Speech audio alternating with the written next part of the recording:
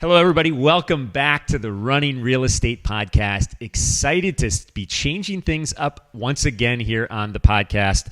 We are very lucky to have a very special guest today.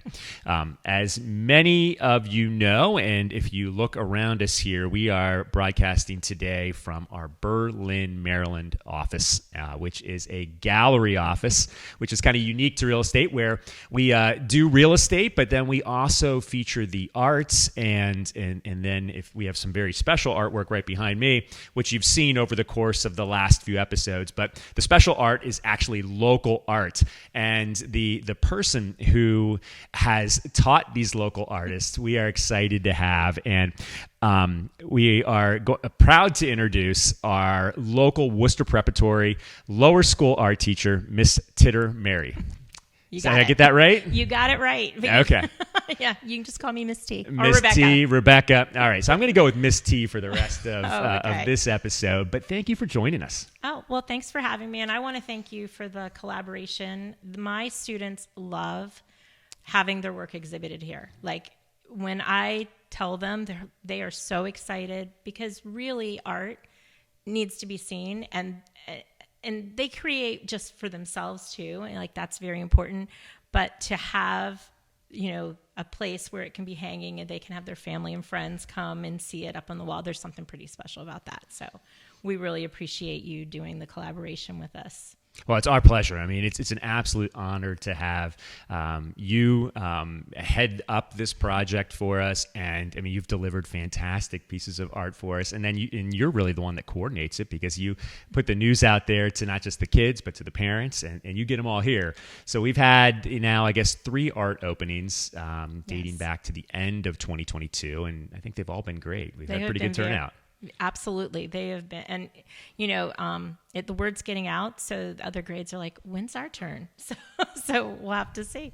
Yeah, well, we want to keep it going if we can. Absolutely. So it's been a great success thus far. But what I really wanted to talk about today is you and your experience. Obviously, well, maybe not obviously, but my youngest daughter goes to Worcester Prep, and we've had a fantastic experience thus far, and art has been a big part of that. So.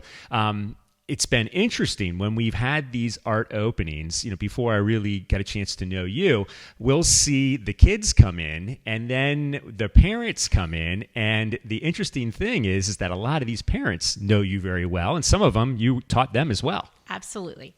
So I have been at Worcester. I'm going to date myself. I started in 1991, right out of college. I had no intention of staying there longer than a year. I graduated from Furman University in Greenville, South Carolina, and I wanted to go back and get my master's in education, and I was going to go straight back. My parents said, come home for the summer, and I'm like, oh, okay. So I came home for the summer. Worcester was looking to expand.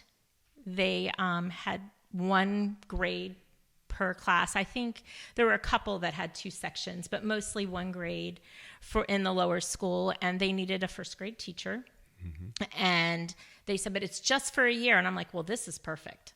1 year, and I can go back to Greenville in South Carolina, go back to graduate school. So I took the first grade position for a year.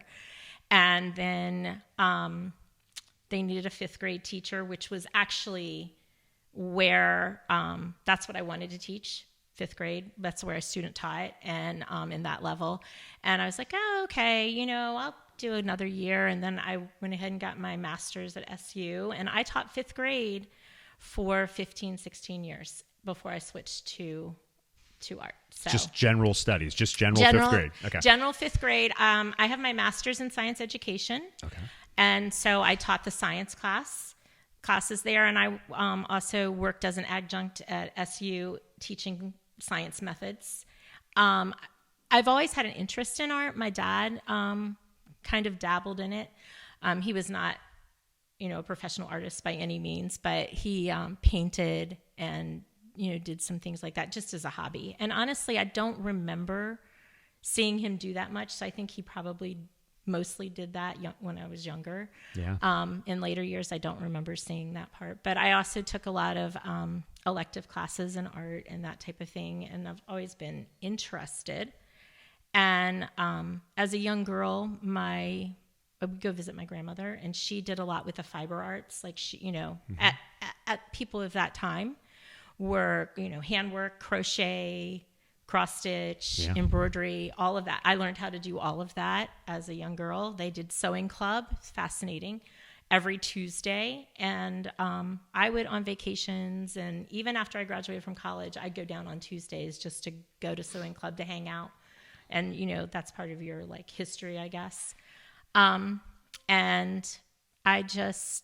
there was a definite need I felt at Worcester for a lower school art program. Our upper school art program, as the school grew, the art teacher, George Zeiser, is fantastic, but he moved dedicated to upper school, so he could no longer do lower school.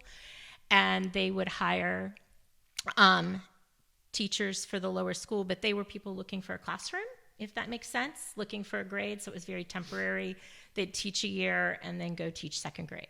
And then they'd hire someone else who would teach a year and go teach fifth grade. And so there was a period of time where I just felt like as a classroom teacher, it was something that our school was so amazing and we needed an art teacher. So it took me 3 times. I had to ask like 3 different times, can I have that job, before they finally let me leave the class, like a grade classroom, and move to the art room. And then I've been there, I think 17 years now. In the art room. Okay. And you still do a little bit, I guess, outside of that. You mentioned you do a little bit of math work as well? Yes. So when I first started teaching art there, every student had art one section a week for, I think it was 50 minutes. And so there was obviously time in my schedule. And so I still taught the accelerated reading and math that I'd taught before.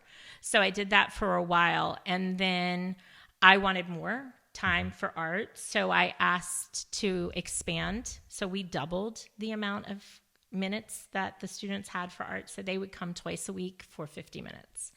And that took away some time. So then I had to, I gave up reading. And so then I still taught math. And then there was a period of time where I didn't teach math either. Just, it worked out for a few years. And now I'm back to teaching math. And the students come once a week now, but they come for an hour and 15 minutes. So almost double, which is fantastic. That's new this year. And I love it. The kids love it. They really have time to get into, because it's a studio-based class. So they have time to really get into that creating. And I really try to have an atmosphere of focus and mindfulness in what they're creating and thinking about it. And it's kind of a brain break out of their day. Now, the younger students still come twice a week, and they come for 45 minutes. Okay. But starting in second grade, they have that longer period once a week, and they love it. And it's funny, even now, when it's class period's over, they're like, already? And I'm like, oh my gosh, you just spent 75, but they still think it's short. So, I love it. That to me is the best part, when they're like, they don't want class to end, even though it's been basically double what their other classes are. Right. So you have your own classroom. You have your own spot now that people come to. Yes. There was, thank goodness for that. Back when I was asking for the job, they didn't have a dedicated art room for lower school yet. They did for upper school, but that was within an addition. They built a new art room for the upper school, and it worked out. But that was one of the things the first time I asked. They're like, oh, you don't want to be on a cart. And I was like, oh, yeah, you're right. I don't want to be on a cart. During COVID, that 1 year, we were back. We taught, we were open the whole time. Which is great. Which was amazing, and we were so blessed. But I did that 1 year have to be on a cart, which I really didn't modify much, because I still had my art room. Mm-hmm. So I could still do clay. I have a kiln. So I could still do clay. I just transported it back. I still did paint. I just was like, don't spill it. Or if you do, well, needs must. So I tried to keep it as authentic as possible. Which is awesome. I mean, that's fantastic. I mean, I remember when I was growing up, in the school I went to, it was the cart. It was Miss Showalter. I remember she'd come around and we had the cart. We didn't have that luxury of having a dedicated room, which is fantastic because for really to get into multiple different mediums, I mean, you need the space. You need to be able to spread out. Absolutely. Well, that brings me to the next question. So, and you mentioned it too. You have a kiln, so obviously you're getting into pottery a little bit. What mediums do you cover? And I imagine it depends on the age of the children, but what do you all get into? So I do it all.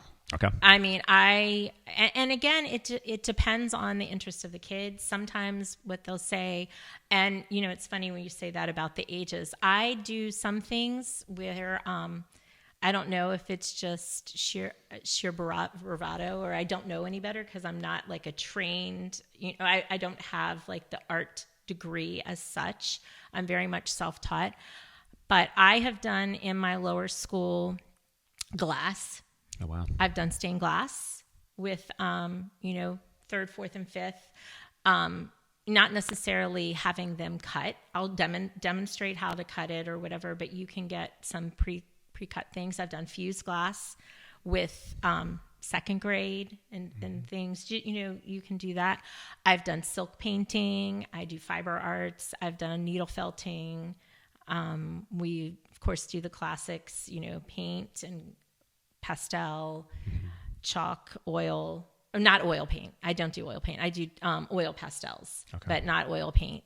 And obviously clay. And I'll do air dry, but I also do, kiln, and we'll talk about them. They're fascinated. Yesterday I was firing the kiln, and I have them come back and they see the temperature going up, and we talk about how, depending on what cone you're firing to, it's the degrees where it stops. And like yesterday, it was like cone 05, so it goes up to 2,000 degrees, and they're like, oh my gosh, that's amazing. Like they were blown away that it got that hot. Right. So. Right.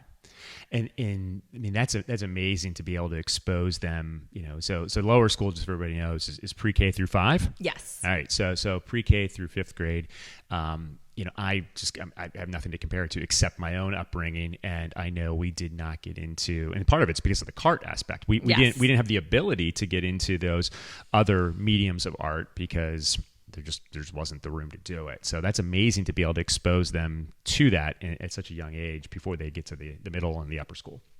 Absolutely. And I think too, it's all about exploration. With my younger guys, pre-K, kindergarten, first, we do a lot of just exploration. We're learning how to use the medium type thing, doing different stuff. And then second, third, fourth, I start showing them techniques and different things. And hey, what if you try this? And we're very lucky in today's world. They can Google anything and YouTube it, and there's a tutorial for everything. Right. So if a student, I introduce them to something and they're really into it, they can actually go off on their own and expand on it and practice it and perfect it. And I'm blown away daily with the stuff they come back and show me. But they have to, I open the door for them, and then they just take off. And run with it. And so that's a real blessing of, social media. It's a devil in a curse. Right. but that's a real blessing in that there's a tutorial for anything, and they can, anything that interests them or whatever, they can research and practice on their own. Mm-hmm. So I had asked you this off camera, just a little bit about the curriculum, and if you were the director of curriculum, if there is like curriculum being handed down from up above, and the interesting thing is I mean, you literally created the art program for the lower school. So the curriculum is yours. You created it, and it's evolving. And you have, I think, some freedom, some liberty to try some interesting things. But the thing that I find interesting in this whole conversation thus far is you came from just a teaching background. You were a teacher first. Yes. And in probably part of that, you've got American history, you've got international history, you've got math, you've got English, and now you can kind of incorporate that into the arts. So you're looking at it from a little bit different angle than maybe somebody who was just completely trained in the arts. Absolutely. So I like to say I teach everything. I just do it in the art room. And what I try to do is, at the heart of everything, we have the elements of art, principles of design, and media. Mm-hmm. So whenever I pick a project, I focus on, some of those concepts. And I always highlight the art terms. But you can teach anything and incorporate that into anything. And so I truly have 100% ground up built the curriculum. And like last year, I focused on art around the world. Mm-hmm.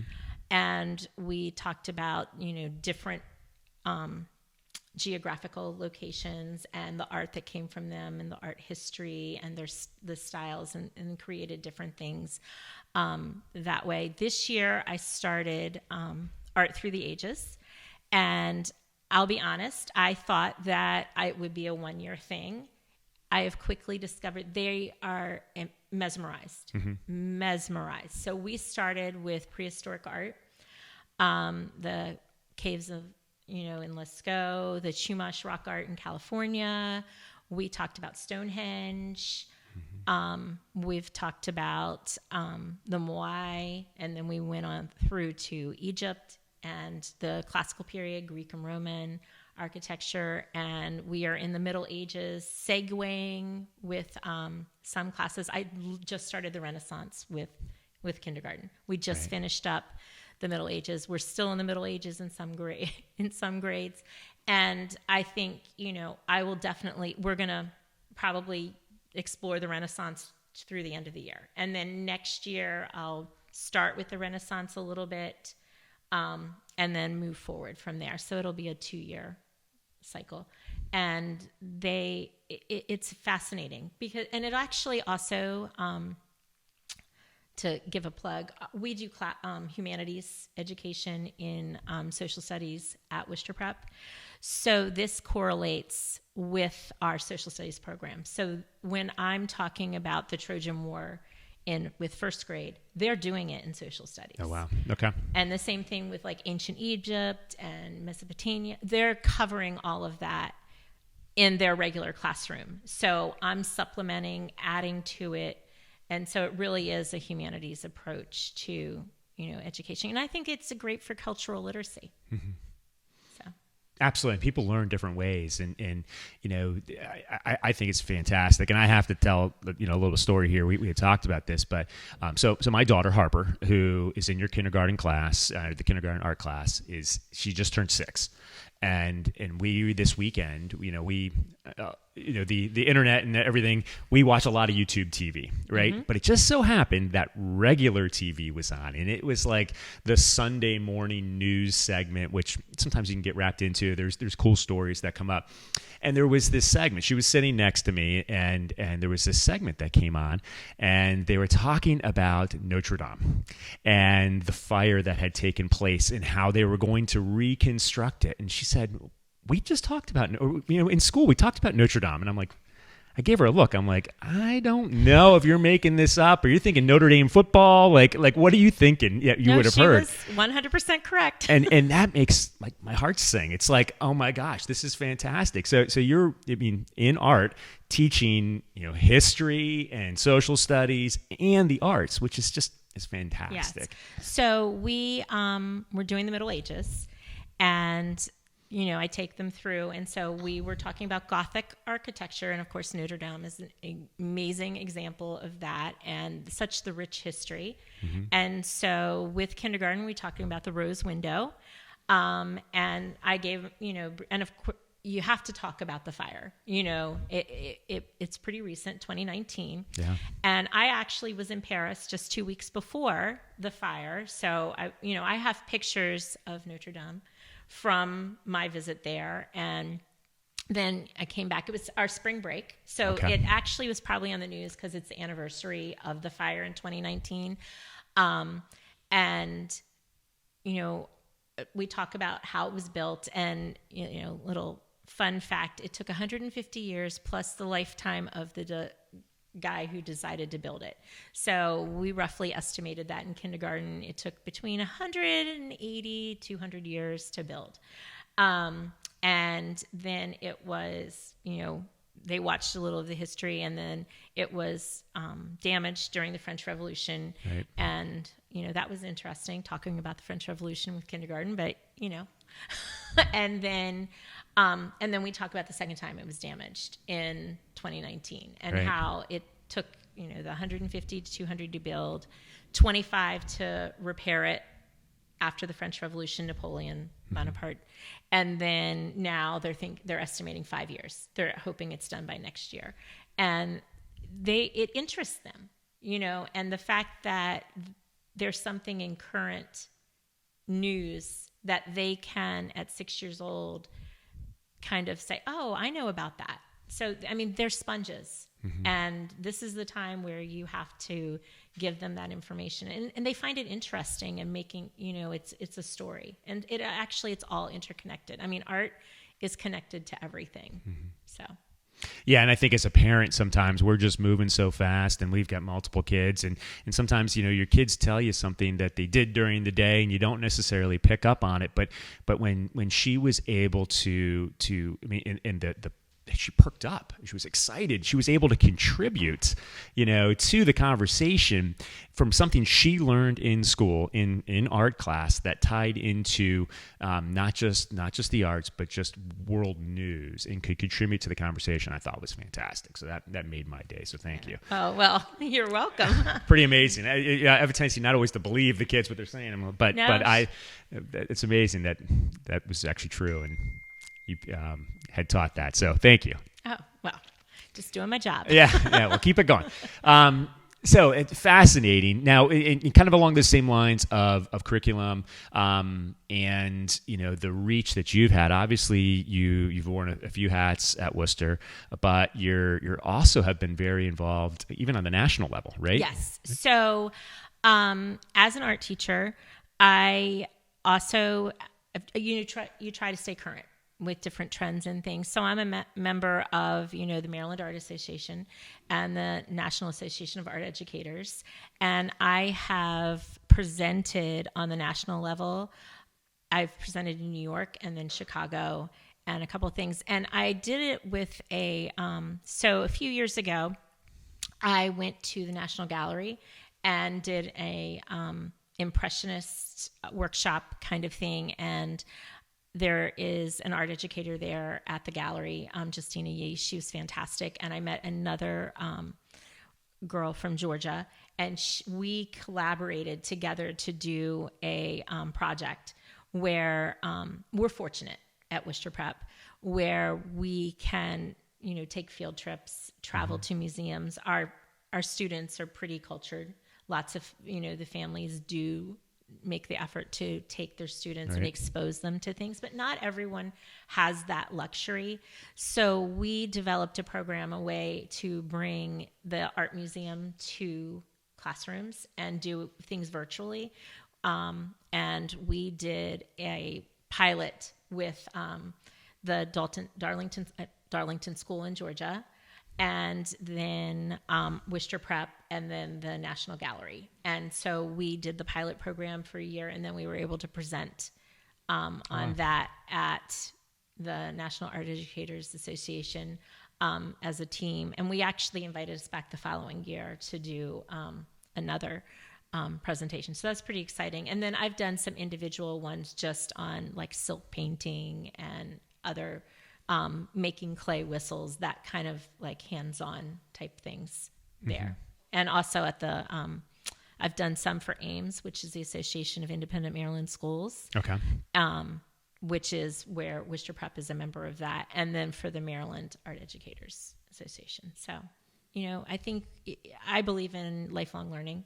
Right. And also, sharing. So those have been wonderful experiences. I've been very lucky to be able to do that. Well, you're doing a fantastic job. I would like to get your take on, moving beyond the years in the halls of Worcester for our children, for our kids. I mean, you obviously have been there long enough now to see the kids that have gone through the school and what they've gone on to do after, Worcester. So it's interesting that you say that. I actually, and it's kind of I don't want to think it's a convoluted story, but my niece got married this November, and I wanted to get her a pretty special wedding gift. And one of my former students is a jewelry designer, and she is working for someone pretty famous in New York, I believe. And I actually, she went to Savannah College of Art and Design, right. And a few years ago, she had done, before she moved to New York, she had made some rings for me, one for me, and then, I had given a few as gifts. So I contacted her, and she was able to design a necklace and earrings for her. And she's working in her art field in New York, which world stage, which is a world stage, which is pretty amazing. And there are, we have, and I don't know all the numbers, but we have a significant number in the art program who go on to have some aspect of a career in arts, right. Which is pretty easy to do nowadays because so much of our world is visual, right. With graphic artists and things like that. But even beyond the art world, I will say that students who graduate from Worcester, go to college, they're able to have, lots of them have very productive, jobs and things, and then they come back, right. Because I have their students again, and I get to see them again. So there's lots. It is that, but I just feel blessed. But definitely, my students that go on to be artists, I feel like, oh, I did that. Right. There's actually another student. This is another story. Back to school night. One of the parents was in my room, and she was one of my first graders. I taught her in first grade, and I taught her again in fifth grade. And, people are actually surprised by that. I mean, I think you were surprised when you're like, oh, you've been there that long? And I was like, yeah. And so it was back to school night, and there were parents in my room, and we were talking, and she said she was my first grade teacher. Mm-hmm. And then somebody was like, and she goes, and she was my fifth grade teacher, and she's the reason I'm an architect, because we built bridges out of toothpicks for science. That's awesome. And she said that ever since then I was hooked on, and I had no idea. So it is interesting, like you never know, and this is for everyone, you never know the impact of what one thing you may have on another person. And so, that's pretty amazing, not just as a teacher, but as anyone. Right. But, and I was like, oh, thank you for telling me that. Like, that's why I do what I do. Absolutely. I mean, that you're changing lives. I hope. and exposing. I mean, we always have said this a lot with our kids is, we love to travel. And you can learn a lot from a book. You can learn a lot in a classroom setting, but then also getting out and about and seeing different things, mm-hmm. and experiencing different things. And I think that's one of the beauties of what we're seeing and what we're talking about here is you're bringing the experience to them in the classroom, and it opens up their eyes as to what possibilities are out there. So there's a quote, I can't take credit for it, but I use it all the time. You never want to let school get in the way of your education. So, I mean, I think it's important to be in class, and, I'm a big believer in homework and that type of thing. But I think that there's so much out there that you don't want to miss out on. So, which brings us to, I'm a big believer in going to museums with children. Right. And they experience, different things. If you can experience it firsthand, you're going to remember it. Mm-hmm. You can tell people about things, but to actually be there and see it. And kids, this is the age, this is how you develop that lifelong love of anything. You expose them early. Right. It's also a story. I mean, we were talking off camera too. You mentioned it. I guess you donate some of your time through the Worcester Gala. Yes. So I don't even know how long I've been doing it, but I always donate a museum trip, and it's to a metropolitan museum. They get to choose. And so I've been to Philadelphia, I've been to Baltimore, I've been to DC with them. And honestly, whoever purchases it, I'm open. Like, what do you want to do? If I can make it happen, I'll make it happen. This weekend, actually, we went to DC, and because it was the holiday weekend or whatever. And I have a friend who works at the Capitol building. Okay. So she was able to, organize for us, got us into a tour, even though it was Easter weekend. It was super busy. So we were able to take a tour of the Capitol. There's amazing art in there. Yeah. And that was really, and then do all the monuments. And then we went to the immersive Van Gogh in DC, which, if anyone's unfamiliar with it, it is now there's this new fad of everything is like video. Okay. So it's not original art. Like, we saw the original art at the National Gallery, but this is where you go, and it is multimedia. And it's multimedia presentation about the artist's life. And then you go into this big room, and you are literally inside the paintings. It is absolutely amazing. I've actually been to the Van Gogh 3 times. I went in Paris, and I've seen it in Philadelphia, and now I've gone in DC. And each time, different experience. Really? Some things were the same, but it's because it's based on venue, on how they interpret it and stuff. And I would go again. I mean, it's absolutely amazing. But we also went to, like, as I said, the National Gallery. And so I did, and then earlier this year, I did one, they had a King Tut exhibit at the National Geographic Society. And it was immersive. Like I said, it's the new thing. So I'm just waiting for there's a Monet one coming out soon. So I don't know where it's going to be, but I'm sure, hopefully next year. But I'll do traditional music, whatever they want. So whoever, they auction it off, and I spend the day or 2 with them, and we'll do whatever they want. And because I'm a big believer, museums and children they go hand in hand. Yeah, no, that's pretty amazing. and to be able to, to take them to it, walk through them, get your experience, of art, and be able to explain it to them, I'm sure is fascinating. Yeah. It was pretty cool. And also just to see their excitement. Yeah. And it's funny. It's something that I kind of take for granted. But, for them to have that realization, and even for the parents, because this happened more than once where I'll be with the parent, and they're like, wait a minute. So this is the actual painting. This isn't, I'm like, nope, it is not a print. This is the original. Yeah. And so, like, there was a Da Vinci at the National Gallery, and they're like, this is the actual one. I go, absolutely. He touched this. You can't touch it, but he touched it. Right. and I mean, it is pretty, like, when you stop and think about it, that's pretty incredible that it's, it's lasted. One of a kind. One of a kind, for sure. So. Awesome. Well, we certainly love the arts, and we are just so happy that you've been so kind to partner with us to allow us to have the artwork here. Now, before I let you go today, tell us a little bit more about what we see specifically here with the kindergarten art. What was the idea behind this? So we're doing the medieval time period. Okay. So with the kindergartners, we started with castles. And we did print castles, and they made the castles. And then this is their self-portrait, but they're as, kings and queens, because that's who lived in the castles. So I tied in, if you can see, like, we're keeping with the theme of medieval art, but conceptually the art theme, or the art being able to, we talk about proportion, facial proportions, and where, like, how the eyes are located, where the nose is, where the mouth is, hair. It's so, that's one of the things, if you see the first attempts, the hair is like off. Yeah. Like, and I'm like, no. And we'll get out the mirrors and we'll look and say, look, your hair actually goes behind your neck.